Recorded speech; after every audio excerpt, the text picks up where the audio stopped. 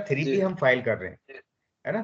GSTR 3B में आपने login कर लिया है, और लॉगिन करने के बाद सीधे आप सर्विसेज पे जाइए, या यहाँ पे भी आपको दिख रहा है ये रिटर्न डैशबोर्ड। रिटर्न फाइल करने के लिए रिटर्न डैशबोर्ड से भी आप जा सकते हैं, या आप कहाँ जाएं, सर्विसेज पे और रिटर्न्स पे।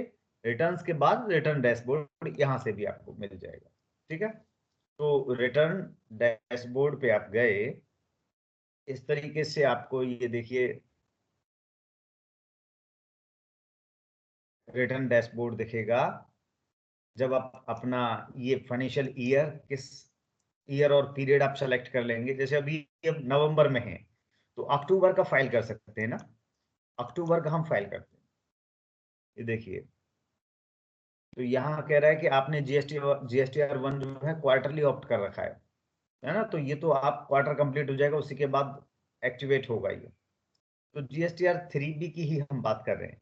तो 3B के लिए अगर थोड़ा डाटा है तो GSTR 3B को आप प्रिपेयर ऑनलाइन करके कंप्लीट कर सकते हैं, फाइल कर सकते हैं, या अगर बहुत ज्यादा डाटा है तो ऑफलाइन तैयार कर लें, फिर उसको अपलोड कर सकते हैं।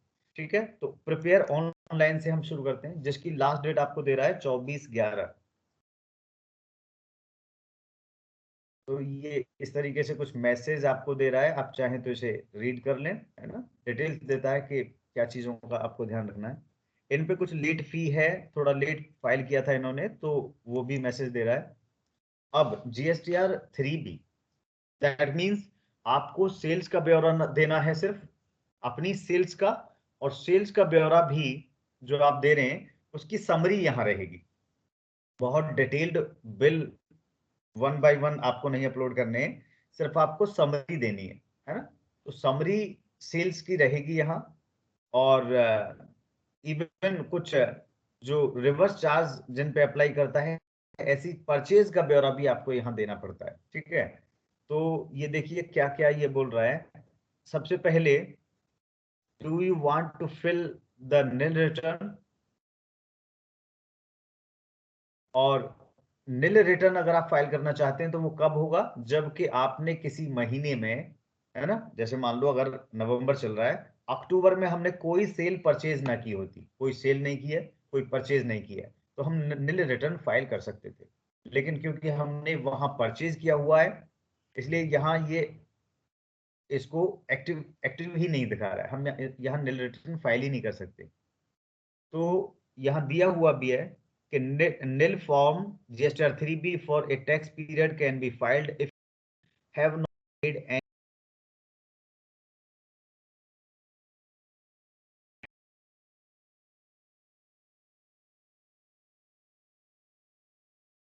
liability for the particular tax period।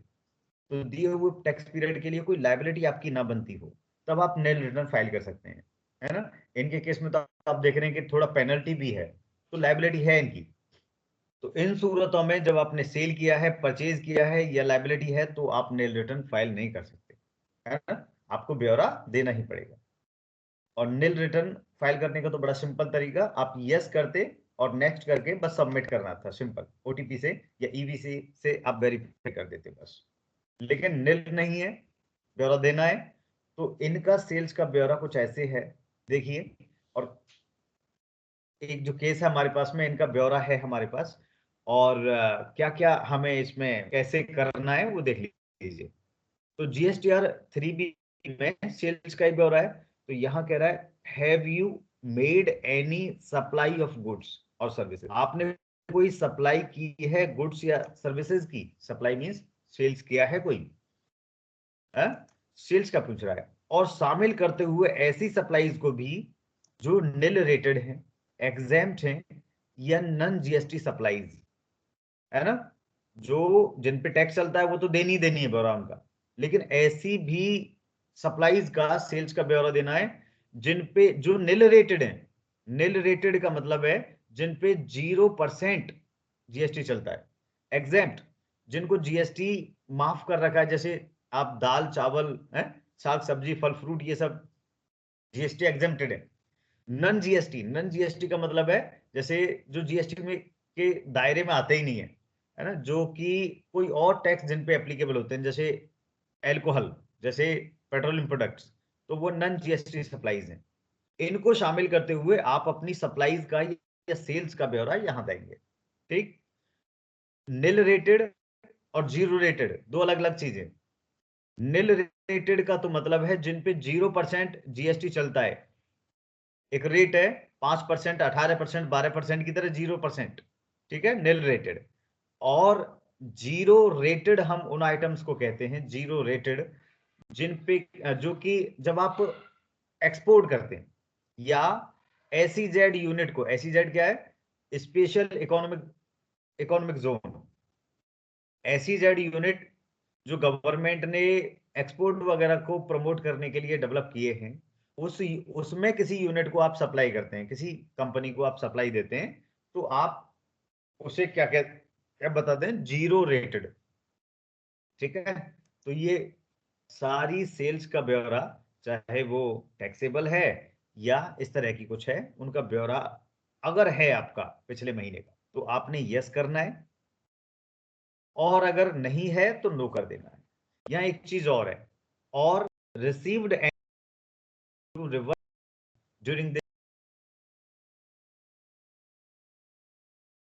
किया है,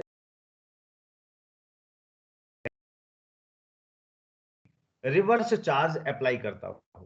रिवर्स चार्ज का मतलब है, मैं बता चुका हूं कि जब आप ऐसा सामान कोई खरीद रहे हैं जिसके केस में आपको सप्लायर को टैक्स दे के उसे नहीं भरवाना था, बल्कि खुद ही उस पे टैक्स आपको खुद भरना है, गवर्नमेंट को जीएसटी खुद ही भरेंगे आप।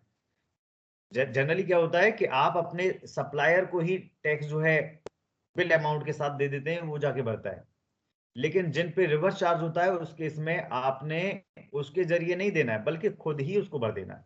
तो ऐसे किसी सामान की परचेज की है तब भी आप यस कर देंगे, अदरवाइज नो करेंगे। तो इनका तो देखिए, इन्होंने परचेज किया है कुछ, लेकिन रिवर्स चार्ज वाला नहीं है, कोई बात नहीं। लेकिन यहां इन्होंने सेल कुछ ना कुछ की है, तो यस आप करेंगे और आगे बढ़ेंगे। अगला क्या है, have you made any interstate supplies to unregistered person, composition taxable person और यूआईएन होल्डर्स। तो ये आपने अगर कोई इंटरस्टेट सप्लाई की है, इंटरस्टेट सेल किया है, जैसे यूपी से हरियाणा में सेल किया हो, और कैसे लोगों को, जो अनरजिस्टर्ड हैं, जिनके पास जीएसटी नंबर नहीं है, ऐसी पार्टी को किसी को सेल किया हो, है ना, कंपोजिशन टैक्सेबल पर्सन हो वो, है कंपोजिशन स्कीम जिसने ऑप्ट कर रखी है, या यूआईएन करके जिसने रजिस्टर करा रखा है ना, तो ऐसे लोगों को अगर इंटरेस्टेड सप्लाई आपने दी है तो यस करेंगे, अगर नहीं है तो नो कर देंगे।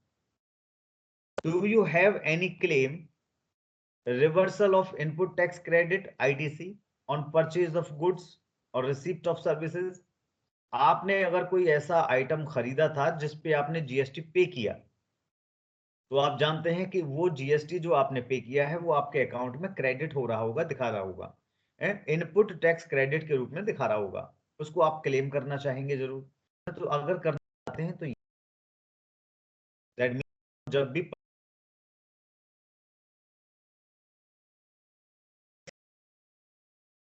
अकाउंट में जो दिख रहा होगा, करना चाहेंगे, एडजस्ट करना चाहेंगे, और हमें यस करना है। परचेज के केस में, have you received any nil rated exempt और non GST supplies during this period. क्या आपने ऐसी परचेज भी की है क्या जिनके केस में निल रेटेड एग्जाम्प्ट या नॉन जीएसटी एप्लीकेबल होता है ना। अगर आपने इस तरह की कोई चीज खरीदी है तो यस कर देंगे, और नहीं तो नो करेंगे।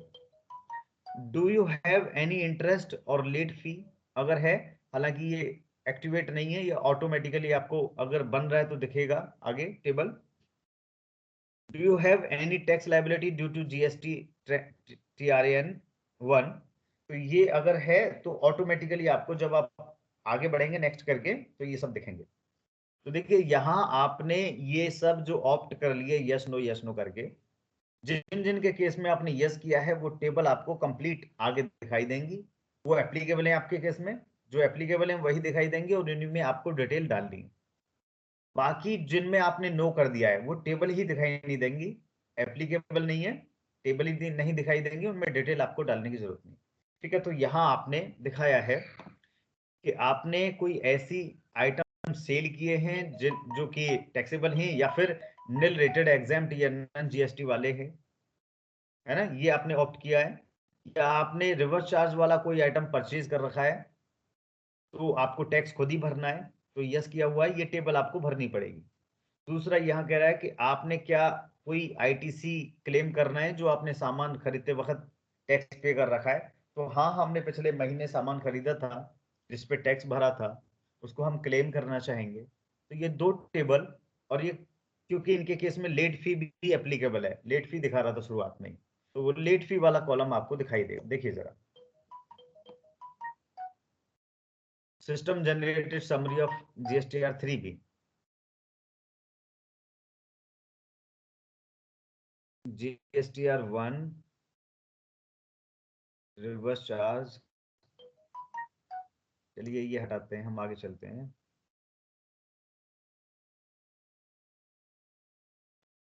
आपको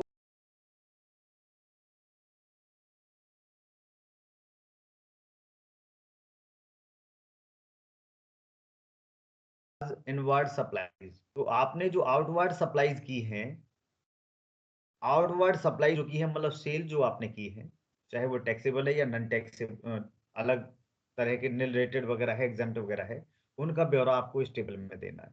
रिवर्स चार्ज वाले जो इनवर्ड सप्लाईज मतलब परचेज आपने किए हैं, उनका ब्यौरा आपको यहाँ देना है ना। तो ये अभी टेबल देखेंगे, एलिजिबल आईटीसी, तो जो भी आपने टैक्स भर रखा है वो उसका ब्यौरा आपको यहाँ दिखाई देगा, यहाँ भरना है।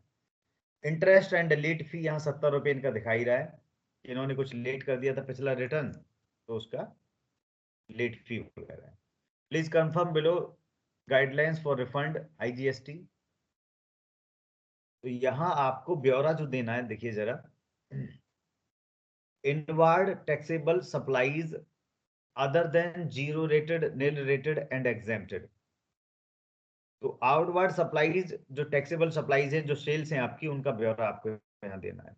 अदर देन, जो कि जीरो रेटेड ना हो, निल रेटेड ना हो या एग्जेम्प्ट ना हो, मतलब जिनके केस में 5%, 8%, 12%, 18% जो भी टैक्स रेट चलता है, वो सप्लाई आपको यहाँ देनी है।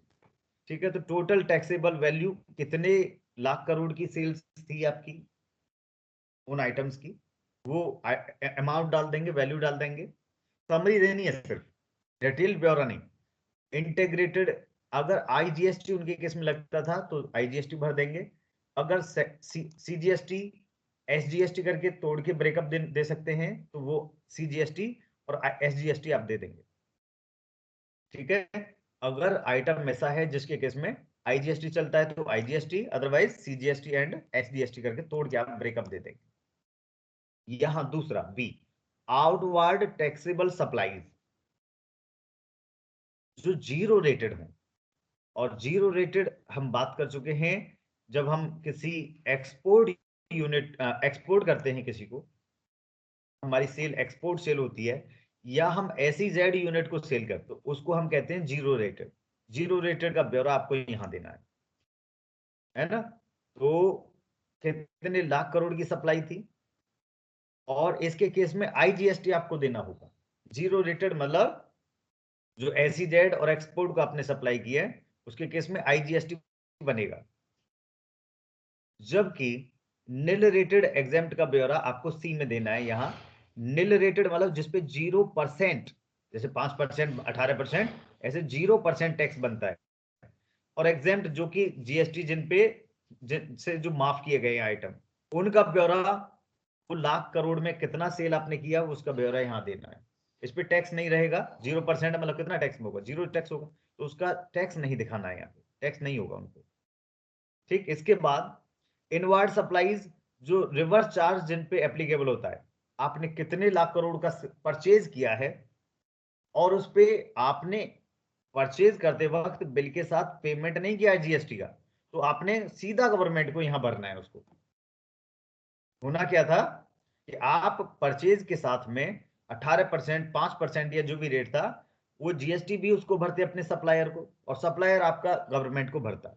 लेकिन नहीं, यहां कुछ आइटम ऐसे हैं जिनके केस में रिवर्स चार्ज जो एप्लीकेबल होता है, उनके केस में आपको खुद ही अमाउंट और टैक्स जो बनता है वो सीधे गवर्नमेंट को खुद ही भरना है। ठीक है।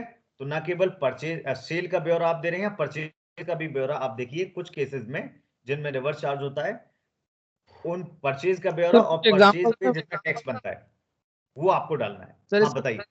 हेलो सर, इसका कुछ एग्जांपल्स वगैरह है?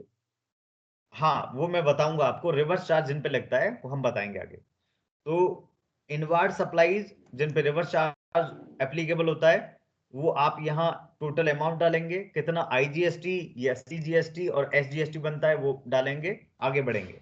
None GST outward supplies, non GST का मतलब है कि जो आइटम आपके एल्कोहल और लिकर, एल्कोहल या पेट्रोलियम प्रोडक्ट जो होते हैं, अगर वो आप सेल करते हैं तो उनको उनका ब्यौरा आपको देना है, कितना लाख करोड़ का सेल किया है। और क्योंकि जीएसटी उन पे एप्लीकेबल ही नहीं है, तो जीएसटी रेट या अमाउंट तो भरने का कोई टैक्स रेट बनता ही नहीं है। ठीक है, ये करने के बाद आप कंफर्म कर देंगे और कंफर्म करके आगे जो है बढ़ेंगे। और इस तरीके से आप देखेंगे कि सिर्फ यही ब्यौरा आपको इसमें भरना हो। ठीक है, सेल का ब्यौरा मेनली। अब वो डिफरेंस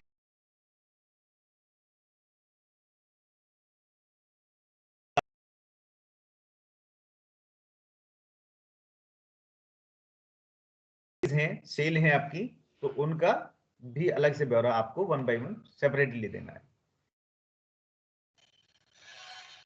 ठीक है, तो ये हो गया सेल का ब्यौरा मेनली, और एक समरी आपने दी बस।